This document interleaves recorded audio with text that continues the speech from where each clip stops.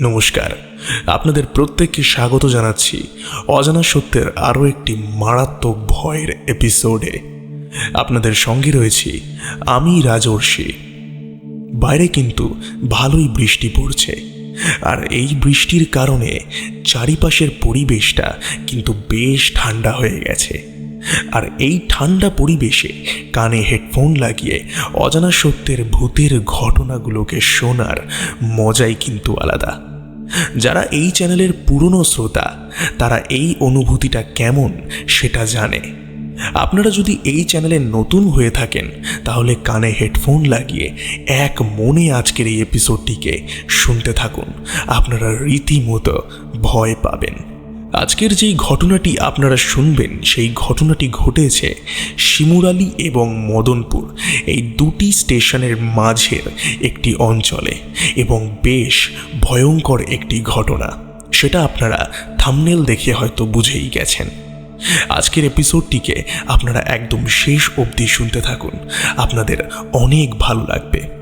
আপনারাও যদি আমাকে আপনাদের জীবনে ঘটে যাওয়া কোনো সত্যি ভৌতিক ঘটনা অথবা আপনাদের শোনা কোনো ভৌতিক ঘটনা আমার সঙ্গে শেয়ার করতে চান, তাহলে ডেসক্রিপশন বক্সের একদম প্রথমেই একটি ইমেল আইডি দেওয়া রয়েছে। আপনারা সেই ইমেল আইডিতে ঘটনা আমাকে লিখে পাঠাতে পারেন। এছাড়াও আরও সহজ পদ্ধতি আপনাদেরকে বলে দিই, ডেসক্রিপশন বক্সে আমার হোয়াটসঅ্যাপ নম্বরও দেওয়া রয়েছে এবং আমার ফেসবুক আইডি আর ইনস্টাগ্রাম আইডিও দেওয়া রয়েছে। আপনাদের যেভাবে সুবিধা আপনারা সেইভাবে আমাকে ঘটনা লিখে পাঠান। আপনাদের পাঠানো ঘটনা আমাদের অজানা সত্যে অবশ্যই শোনানো হবে। প্রত্যেকের কাছে এটাই রিকোয়েস্ট করব, আপনারা একটু বেশি বেশি করে ঘটনা পাঠান, কারণ যদি আপনারা ঘটনা পাঠান তাহলে আমি এপিসোডগুলোকে আরও বড় বড় বানাতে পারবো এবং আপনাদেরকে আরও ভালো ভালো ঘটনা এবং ভালো ভালো এপিসোড উপহার দিতে পারবো। যাই হোক, আর বেশি কথা বাড়াবো না, চলে যাচ্ছি আজকের মূল ঘটনায়।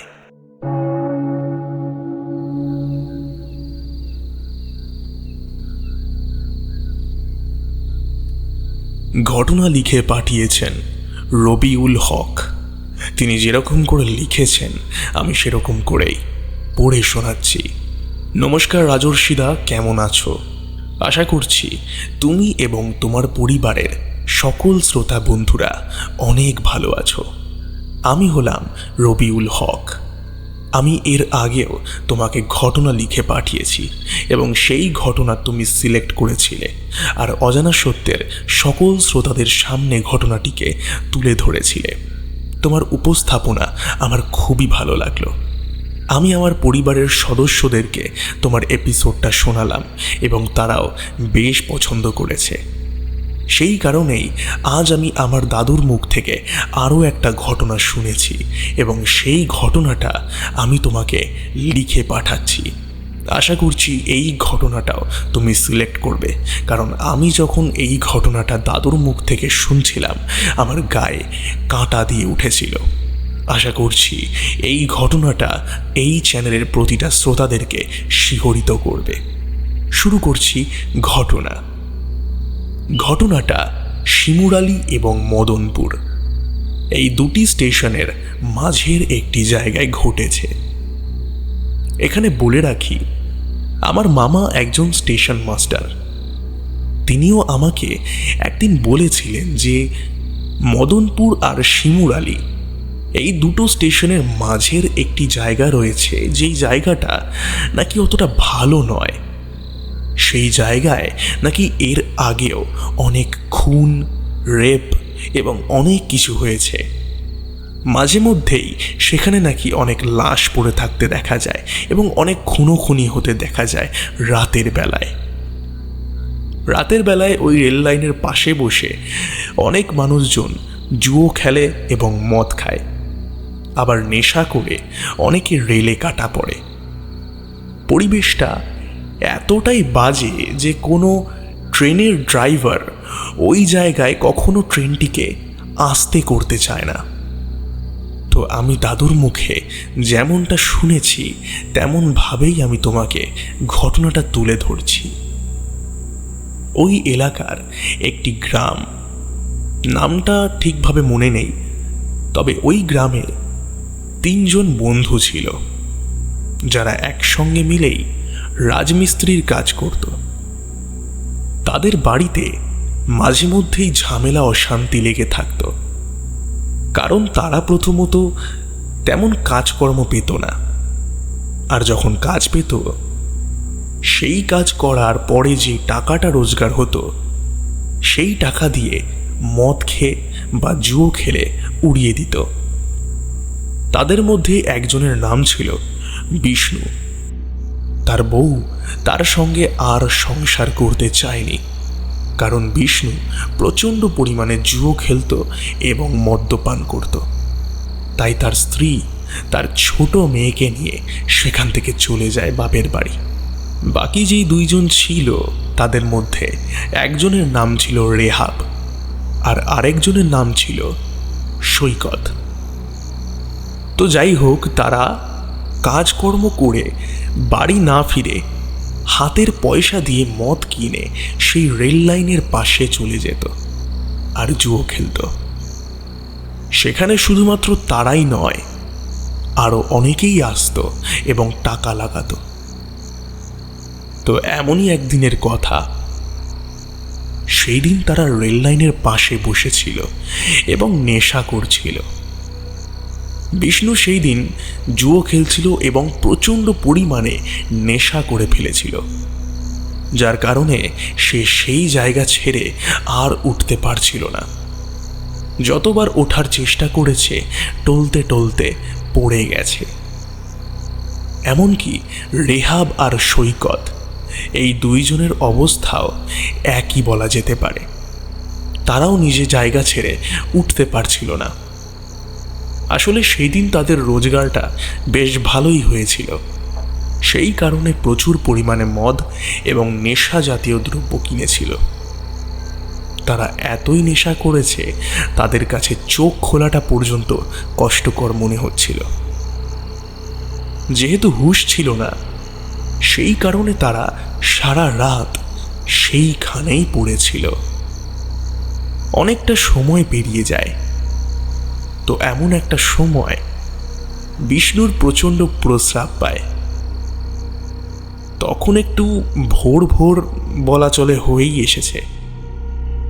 ও দেখে কাল রাতে তারা এইখানেই শুয়ে পড়েছিল। বিষ্ণু ঘুম থেকে উঠেছিল ঠিকই, তবে তার নেশা কিন্তু তখনও অত ভালো করে কাটেনি। সে যখন উঠে দাঁড়ায় সে তখনও টলছিল। সে হেঁটে হেঁটে টলতে টলতে রেল লাইনটা ক্রস করে ওই দিকের জঙ্গলে যেতে থাকে প্রস্রাব করার জন্য। যখন সে রেল লাইনটাকে ক্রস করতে যায়, সে হোঁচট খেয়ে আবার রেল লাইনের ওপরে পড়ে গিয়ে মাথায় চোট পায় এবং সেখানেই পড়ে থাকে আর নিজের প্যান্টেই প্রস্রাব করে দেয়। স্বাভাবিকভাবে তার কোনো হুঁশ নেই এবং সে রীতিমতো নেশাগ্রস্ত অবস্থায় হয়ে রয়েছে।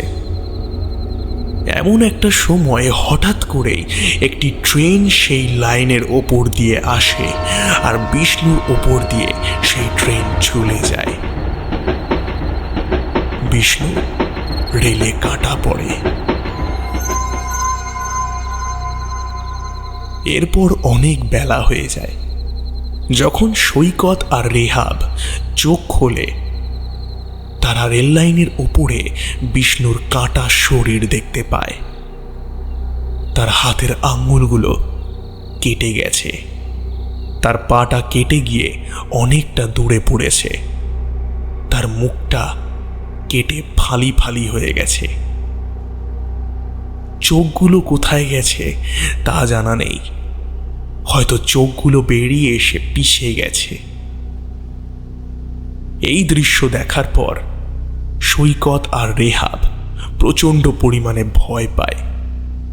সেখানকার এলাকার লোকজন আস্তে আস্তে জড়ো হয়। পুলিশকে ডাকা হয় এবং পুলিশ সেই স্থানে চলে আসে এবং জানতে পারে রেহাব, সৈকত এবং বিষ্ণু সারা রাত সেইখানে বসে জুয়ো খেলেছে এবং মদ খেয়েছে। এই ঘটনা যখন পুলিশের সামনে আসে, রেহাব আর সৈকতের জেল হয় এবং বিষ্ণুর খবর তার স্ত্রীকে দেওয়া হয়। তাদের বাড়ির লোকজন কষ্টে ভেঙে পড়ে। তাদের আর্থিক অবস্থা ভালো না হওয়ায় তেমনভাবে বিষ্ণুর পারলৌকিক কাজকর্ম তারা সম্পূর্ণ করতে পারে না। সবথেকে বড় বিষয়, ছোট্ট এটুকু শিশু, সে কত অল্প বয়সে বাবা হারা হলো। এই ঘটনার পর অনেক দিন কেটে যায়। সেই জায়গায় মদ খাওয়া এবং জুয়ো খেলাটা তখনও বন্ধ হয়নি। এরপরেও সেখানে অনেক লোকজন যেত। আমি ঘটনার আগেই বলে দিয়েছিলাম যে জায়গাটা অতটা ভালো নয়। সেখানে মৃত্যু ব্যাপারটা খুবই সাধারণ। মাঝে মধ্যে সেখানে খুন এবং রেপ হতেই থাকে। তো এরপর একদিন সেখানে রাতের বেলায় দুইজন মদ খেতে এবং আড্ডা মারতে যায়। একজনের নাম সুমন এবং আরেকজনের নাম শম্ভু। তারা সেখানে অনেক রাত করেই গিয়েছিল। মদ কিনে সেখানে বসে মদ খেতে খেতে আড্ডা মারছিল। টাইম পাস করার জন্য তারা ফোনে লুডো খেলছিল। তারা নিজেদের গ্লাসে মদ ঢেলে পাশে রেখে আড্ডা মারতে মারতে খেলছিল। সঙ্গে তারা চিকেন কাবাব এনেছিল। যাই হোক, তারা খাচ্ছে এবং খেলছে। এরই মাঝে ঘটে একটা অদ্ভুত ঘটনা। তারা লুডো খেলতে খেলতে মাঝে মধ্যেই গ্লাসটাকে হাতে নিয়ে চুমুক দিচ্ছিল। এমন একটা সময় যখন তারা পাশে গ্লাসটাকে ধরার জন্য হাতড়ায়, তারা পাশে তাদের মদ সহ সেই চিকেন কাবাবটাকেও দেখতে পায় না। এ কি অদ্ভুত কাণ্ড! সেইগুলো হঠাৎ করে কোথায় উধাও হয়ে গেল? এরপর সুমন ভালো করে লক্ষ্য করে ওদের থেকে সামান্য দূরে রেল লাইনের ওপারে কে যেন একটা বসে রয়েছে আর সেই চিকেন কাবাবগুলোকে চিবিয়ে চিবিয়ে খাচ্ছে।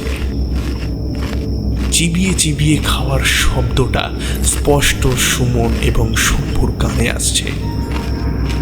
রাতের অন্ধকারে সেই অবয়বকে ঠিক মতো বোঝা যাচ্ছে না যে সেটা আদৌ মানুষ নাকি অন্য কিছু। শম্ভু প্রচণ্ড পরিমাণে রেগে যায় এবং চিৎকার করে ওঠে, এই কে রে, তুই আমাদের ওই খাবারটা নিয়েছিস কেন? সেই রেল লাইনের ওপরে বসে থাকা অবয়ব কোনো উত্তর দেয় না। শম্ভু রেগে গিয়ে নিজের জায়গা ছেড়ে ওঠে এবং তার কাছে গিয়ে সেই অবয়বের কাঁধে হাত দিয়ে পেছনে ঘোরায় এবং যখনই সেই অবয়ব শম্ভুর দিকে তাকায়, সেই মুখটা দেখার পর শম্ভুর বুকটা ছ্যাঁত করে ওঠে। এ তো বিষ্ণু! সারা মুখটা কেমন যেন কেটে ফালি ফালি হয়ে রয়েছে বিষ্ণুর। চোখে কোনো মনি নেই। ভালো করে লক্ষ্য করে দেখা যায় তার একটা পাও নেই। তার পা হাতের আঙুলগুলো সব কটা কেটে গেছে। মাথা ফেটে কেমনভাবে যেন গলগলিয়ে রক্ত বেরোচ্ছে এবং খুব রাগী মুখ নিয়ে শম্ভুর দিকে তাকিয়ে রয়েছে। আর মুখের মধ্যে অনবরত সেই মাংস চিবোনোর আওয়াজ। শম্ভু সেই স্থানে দাঁড়িয়েই জ্ঞান হারায়। এই দেখে যখন সুমন শম্ভুর কাছে যায়, সে শুধু দেখতে পায় একটা অবয়ব রেল লাইনের ওপরে দৌড়ে দৌড়ে কেমনভাবে যেন বাঁ দিকের জঙ্গলে মিলিয়ে গেল। তার দৌড়ানোটাও কেমন যেন অদ্ভুত ছিল। একটা পা নেই, কেমন যেন একটা পা দিয়েই কত উঁচু উঁচু লাফ দিয়ে সেই রেল লাইনের ওপর দিয়ে দৌড়ে দৌড়ে সেই জঙ্গলের ভেতরে ঢুকে গেল। এই দৃশ্য দেখার পর সুমনও সেখানে থাকতে পারে না, তবে শম্ভুকে সেখান থেকে যে করে হোক উদ্ধার করে নিয়ে যায়। সকালে যখন শম্ভুর জ্ঞান ফেরে, সে নিজেকে একটি ওঝা বাড়িতে পায়। সে দেখে ওঝাটা তার পায়ে সর্ষের তেল দিয়ে মালিশ করছে। যখন তার জ্ঞান ফেরে সে নিজের বাঁ দিকে সুমনকেও দেখতে পায়। শম্ভুর চোখ মেলে তাকানো দেখে সুমন ওঝাকে বলে, হুজুর, শম্ভু চোখ খুলেছে। এরপর হুজুর শম্ভুকে খাটে উঠিয়ে বসায় এবং জিজ্ঞেস করে যে কালকে রাতে কি হয়েছিল তোমার সঙ্গে। শম্ভু সমস্ত ঘটনা ওঝাকে খুলে বলে। এই ঘটনা শোনার পর ওঝা বুঝতে পারে যে সেটা আর কেউ নয়, সেটা শুধুমাত্র বিষ্ণুই ছিল, যে মদের গন্ধ পেয়ে এবং মাংসের গন্ধ পেয়ে সেই স্থানে চলে এসেছিল। তার আত্মা এখনো পর্যন্ত শান্তি পায়নি এবং সেই রেল লাইনে শুধুমাত্র বিষ্ণুর নয়, আরও অনেকজনের অতৃপ্ত আত্মা ঘুরে বেড়াচ্ছে। এরপর হুজুর শম্ভুর গলায় একটা তাবিজ পরিয়ে দেয় এবং সুমনের গলাতেও ওই একই তাবিজ পরিয়ে দেয় এবং বলে, এই তাবিজ আর কোনোদিনও তোমরা খুলবে না। এরপর সুমন আর শম্ভু সেই তাবিজ সারা জীবন ধারণ করে রেখেছিল আর কখনো সেই স্থানে তারা পা পর্যন্ত রাখেনি। দাদা, এটাই ছিল ঘটনা। আশা করছি এই ঘটনাটা তোমার ভালো লাগবে। যদি ভালো লাগে অবশ্যই কিন্তু আমাকে জানিও, আর সমস্ত শ্রোতা বন্ধুদের সামনে ঘটনাটিকে তুলে ধরো। যদি কোনো ভুল ত্রুটি করে থাকি লেখায় তাহলে মার্জনা করো। ভালো থেকো রাজর্ষিদা, দেখা হবে আরও একটা ঘটনার সঙ্গে। ধন্যবাদ।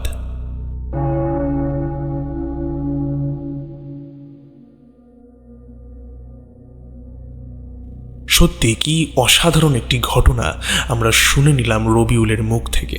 আমি রবিউলকে অসংখ্য পরিমাণে ধন্যবাদ জানাতে চাই এরকম অসাধারণ অসাধারণ ঘটনা আমাদের সঙ্গে শেয়ার করবার জন্য। আমি তোমার কাছে রিকোয়েস্ট করব, তুমি আরও কিছু ঘটনা আমাদেরকে পাঠাও এবং অজানা সূত্রের শ্রোতাদের সামনে ঘটনাগুলোকে তুলে ধরো।